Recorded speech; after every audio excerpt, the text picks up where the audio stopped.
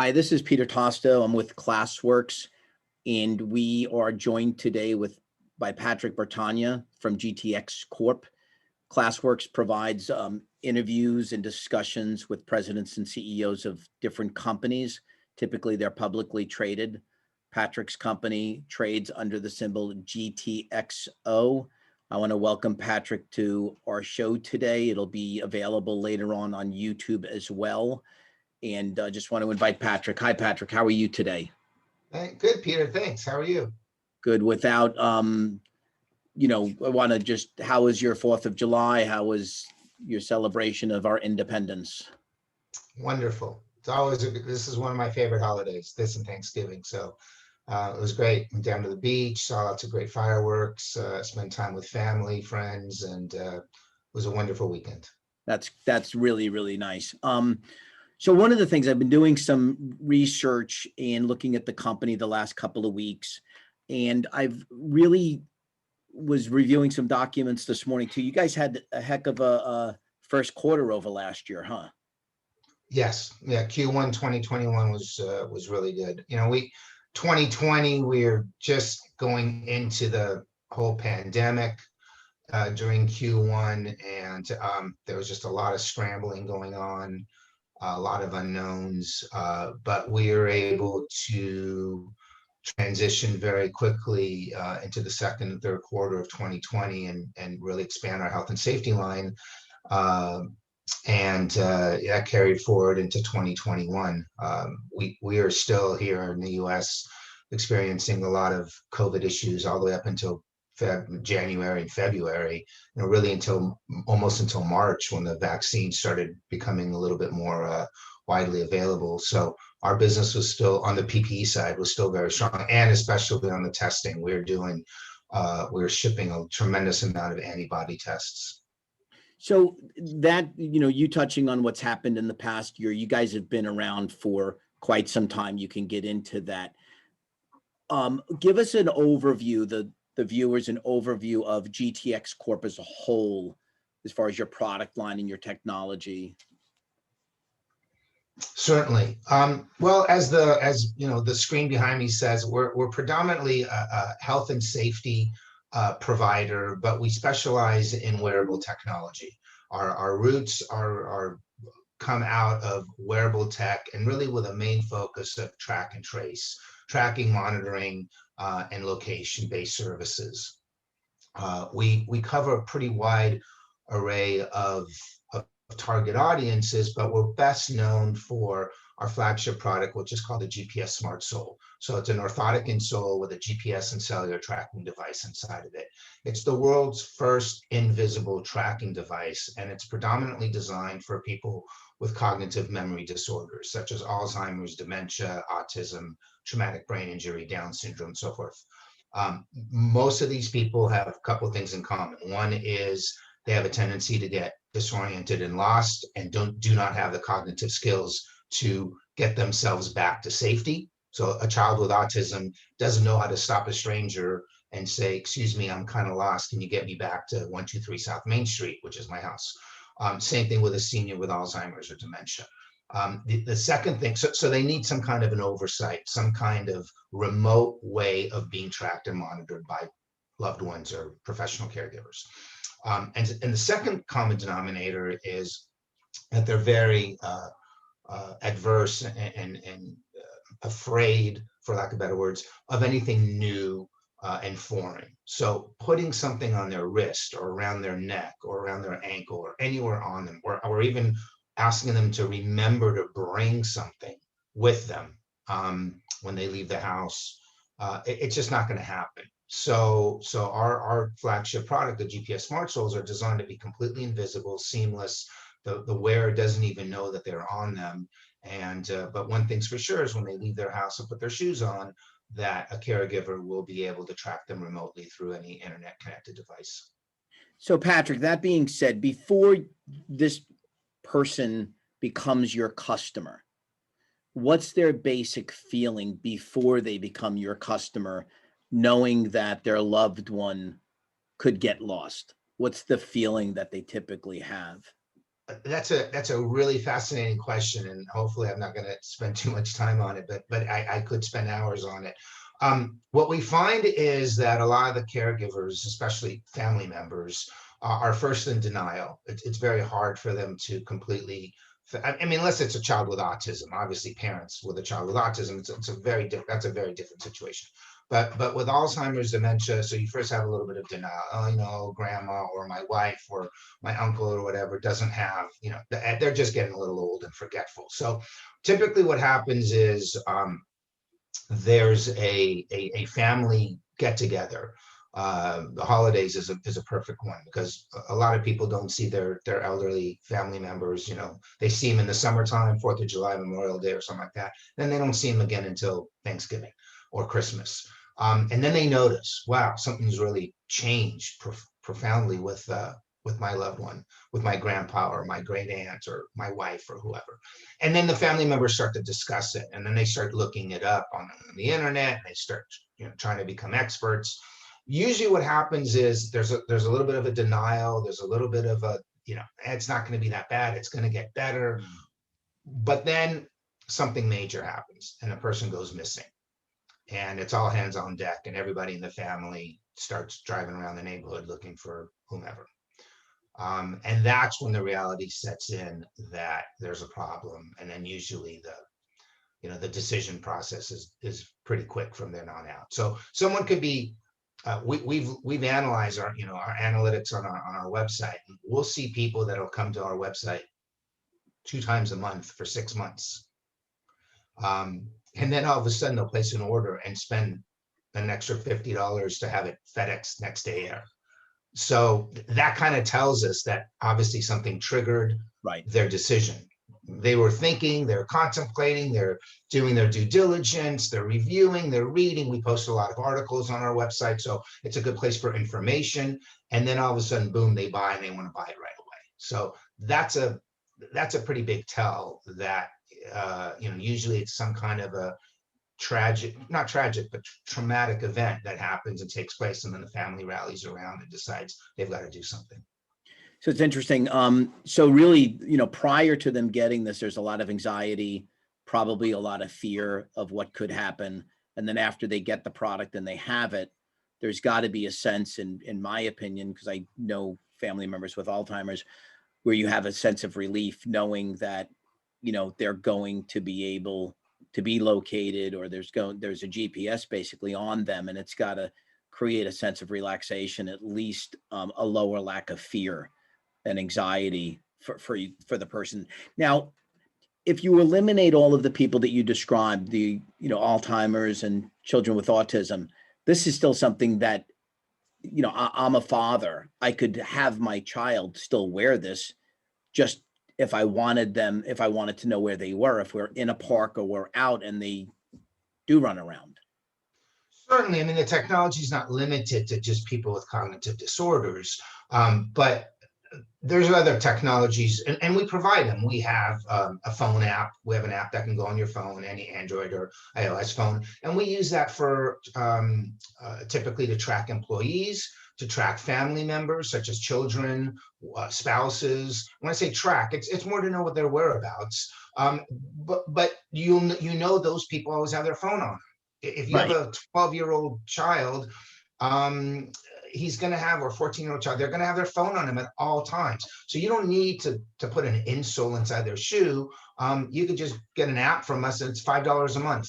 And you can put an app on your child's phone, and you'll know it works exactly the same as our Smart Soul in terms of the back end technology. But it doesn't have to be a covert, sort of invisible device. That device is specifically used for people with cognitive memory disorders. It's our flagship product because we have a lot of patents around it. It's what we're known for. But we have technology to track pets. We have technology to track soldiers. I mean, we do business with the U.S. military and other foreign militaries as well.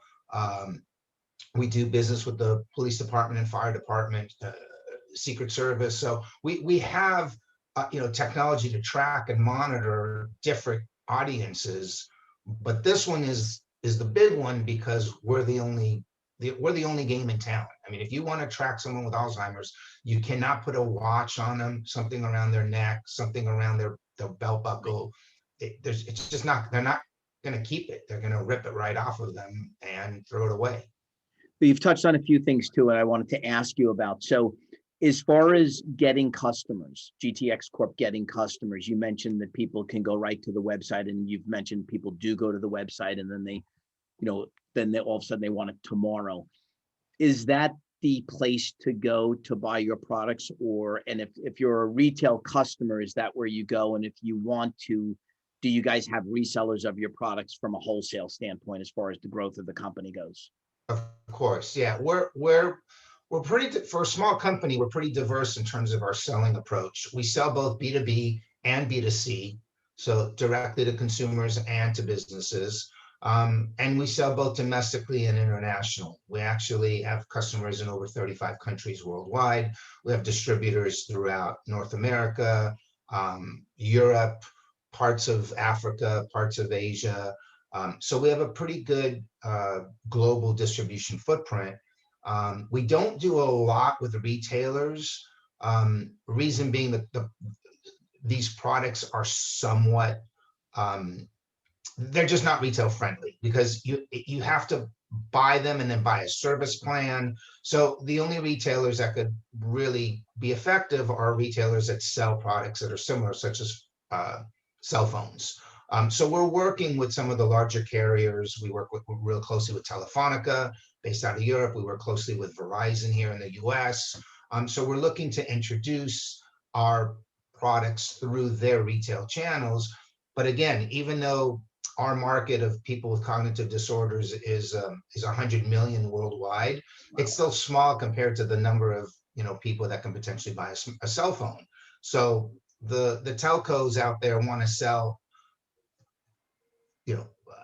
100 million devices. They Right. don't want to sell a million devices. Right. So even though a million devices for us would be phenomenal. So so we don't do a lot with retailers, but we do a lot with like assisted living facilities. We do a lot with, believe it or not, police departments are big advocates of ours, because they're the first ones that get the phone call, 911, help, my mom's gone missing or my dad's gone missing. And they have to drive around the neighborhood looking for a missing child or a missing adult. And police officers really are in the business of stopping and fighting crime, not driving around a neighborhood looking for an 85-year-old, woman Right. or man. So they really are big proponents of our products, and they recommend. We have a lot of police departments that either recommend our products or actually they buy them through grant money. There's a lot of US federal grant money, and they buy them and then they just hand them out. So we work also with a lot of nonprofits, and we have a reimbursement code in about 10 or 11 states. So for people that are income qualified through the Medicaid programs, they're able to get, the state will buy our products and then give them away to people that are income qualified. This is really, really interesting. I think there's a lot of people that aren't aware of the technology that you guys have created, or even the company maybe. And I think this is going to help people that are, that have loved ones that have a need for your devices, and now they have a solution in order to get it. Can you give out your web address so that people will know where to go that are watching to be able to see your products, get a hold of you guys if they need to? Certainly, we have two of them. So our corporate web address is www.gtxcorp.com. So gtxcorp.com.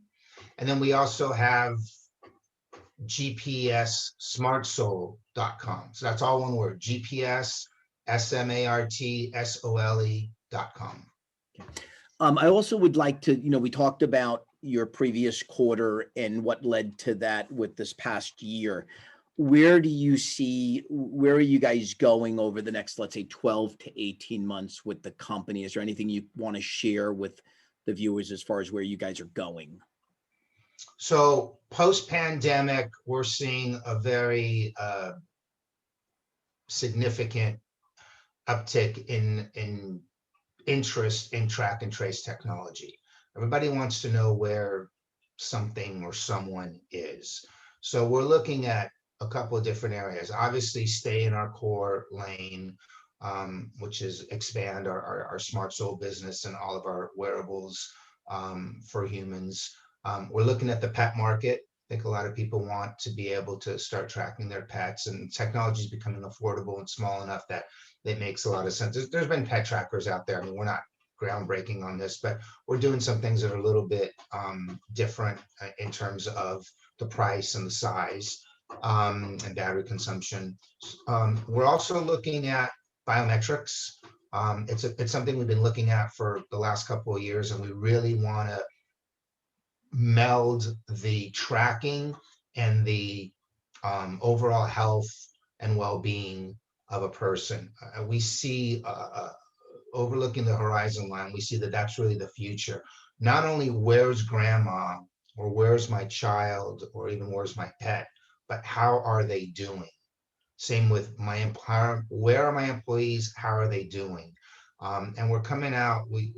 We've signed a letter of intent last month with a company that GPT Technologies, which has a pretty big portfolio of some cutting edge technologies. And we're looking at how we can take those technology platforms and commercialize and bring to the market and bring them into the mix of what we're doing. So again, we see the need to not only know where people are, where they've been. I mean, think again, COVID last year, everybody wanted to know where everyone was, contact tracing and all that. They want to know, but also how are you doing? So if we can incorporate reading someone's temperature, their oxygen intake level, their blood pressure, things of that nature in terms of biometric readings, we really think that's a big path for growth for us. And that could be applied again to not just seniors or not just children with autism, but virtually anybody and everybody, because we all are going to want to know where is and how is fill in the blanks.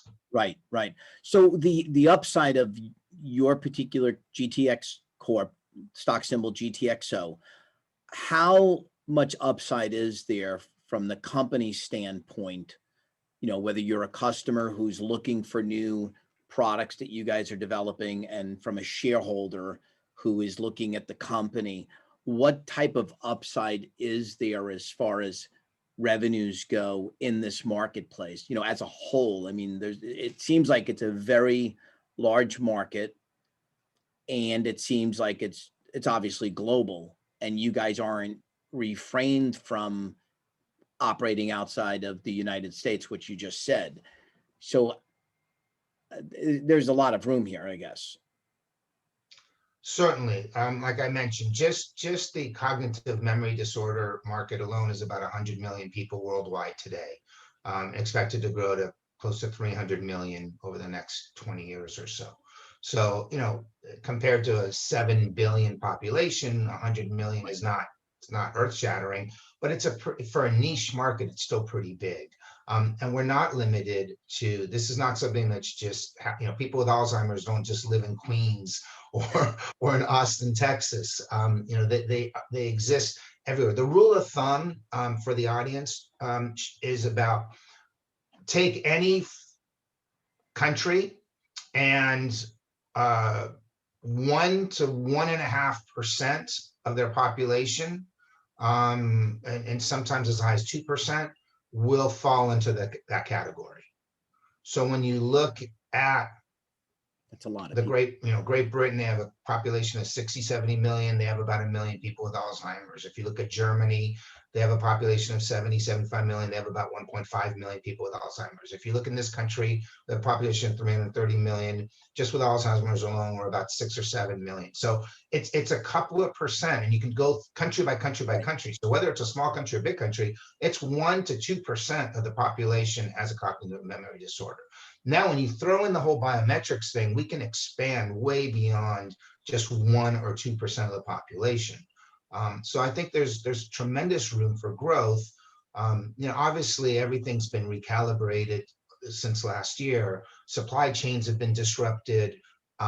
Businesses that were doing well are not doing well anymore. Other businesses have, popped up out of nowhere. So it's going to take a little bit of ramping up, for lack of better definition, just to kind of get ourselves realigned with a post-COVID world. But barring any unforeseen tragedies going forward, like some kind of a new strain that takes everybody back into a lockdown mode, and God forbid. But barring any of that, once we get through our supply chain issues, which we're struggling right now, we're having a really hard time getting all of our electronic components. I'm sure everybody's reading about all this, but we expect, and most of our vendors and suppliers are telling us that by October, November, December of this year, things will get back to normal. So we think 2022 is going to be the big year, the big bust out year. People are getting the pent up demands. The supply chains will be back to normal, and let's hope that we just don't have any major financial downturns. I mean, that's always another problem, but right now all the major governments are just printing money and flooding their economies. So I think for the most part, at least government agencies are going to have enough funds on hand, and hopefully there's enough consumers that won't get hurt too badly. I mean, we address kind of a higher end demographic to begin with. People that are struggling financially aren't necessarily our customers unless they have assistance from Medicaid. So I think we're well insulated. But again, there are some uncertainties, but barring any real major problems, I think 2022 is going to be a good year for us. Okay.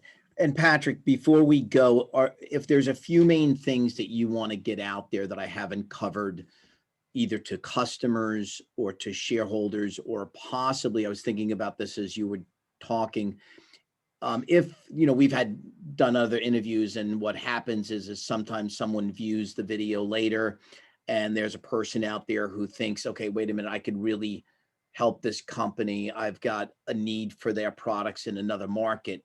How is, as far as an overall view, is there's anything that you want to cover before we go, please, either to the shareholders, the customers, or possible outside sales reps, if that's a possibility? Certainly. Well, we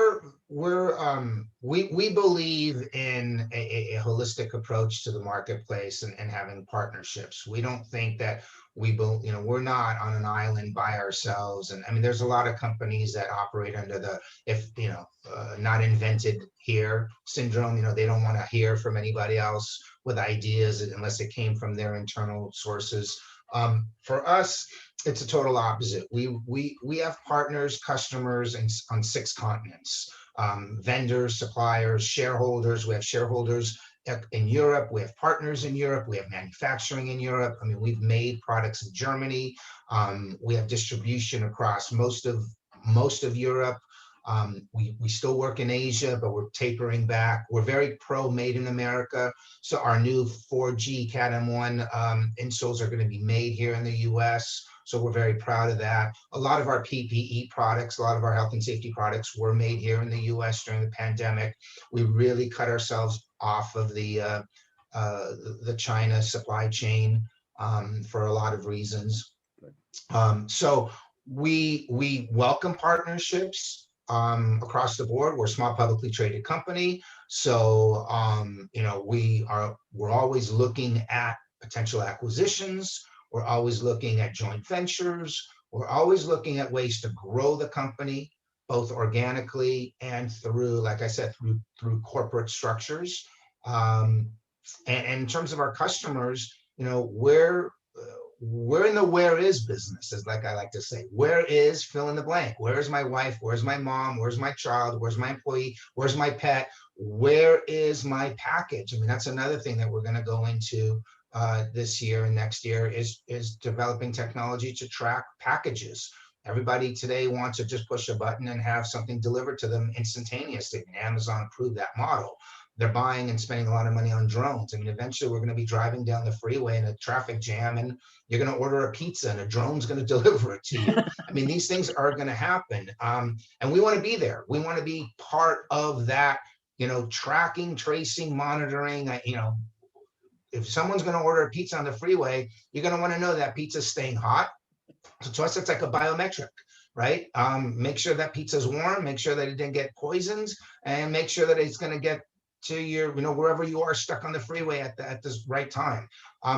It sounds far-fetched. It sounds like, super wild, but these things are happening. We're seeing the writing on the wall, and we want GTX to be part of that. Again, all under the health and safety, but with that special focus of monitoring and tracking and analyzing the whatever it is that you're tracking and monitoring, whether it's a human or a pizza.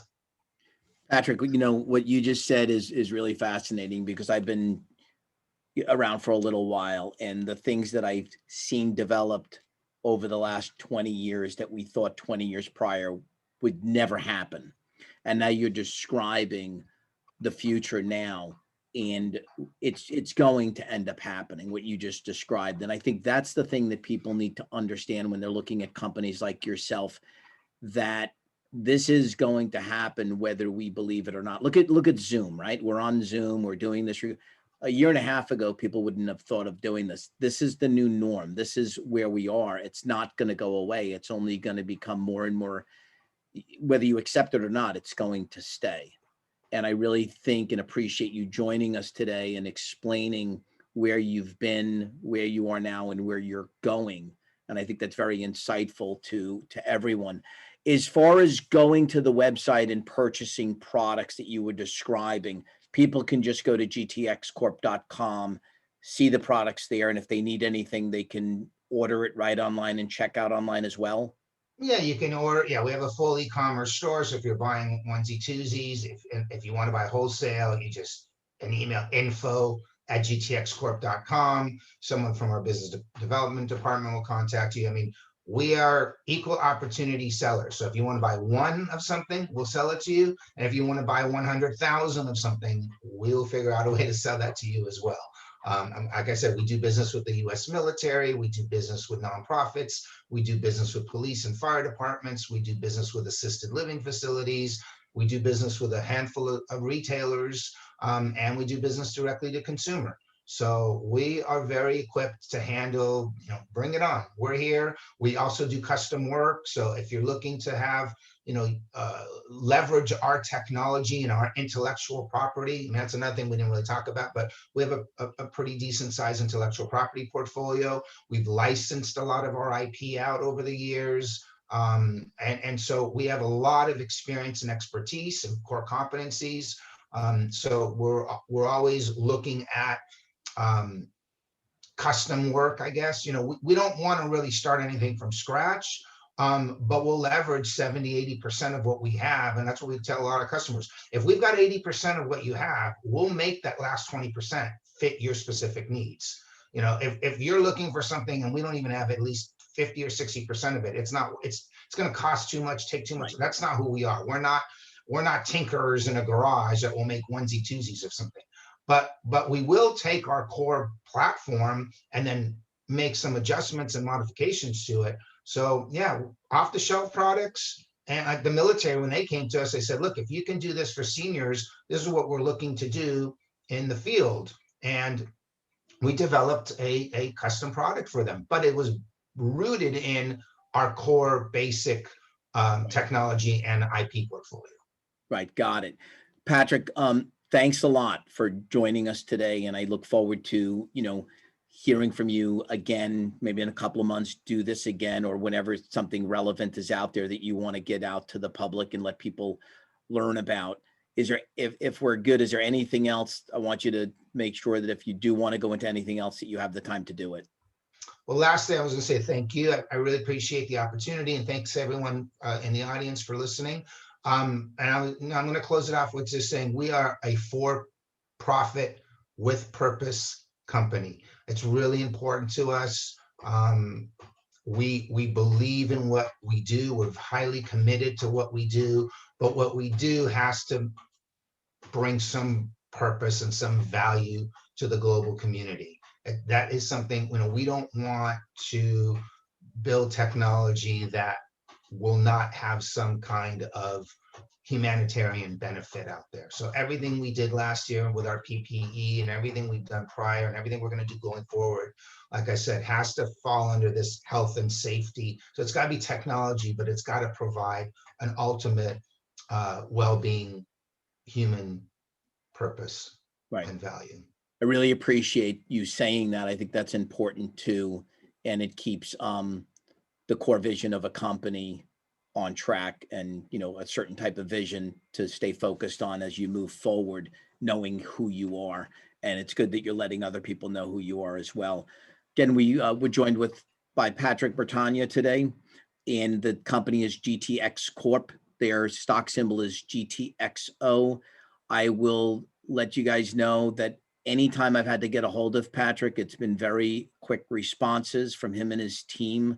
So if you have questions when you go to the website on any of the devices or any of the products that they're selling, I'm sure if you reach out, someone from the team will get back to you very, very quickly. Patrick, again, thank you so much. Thanks everyone else for joining. Really appreciate your time today. Have a wonderful day. Thank you. You as well. Thank you.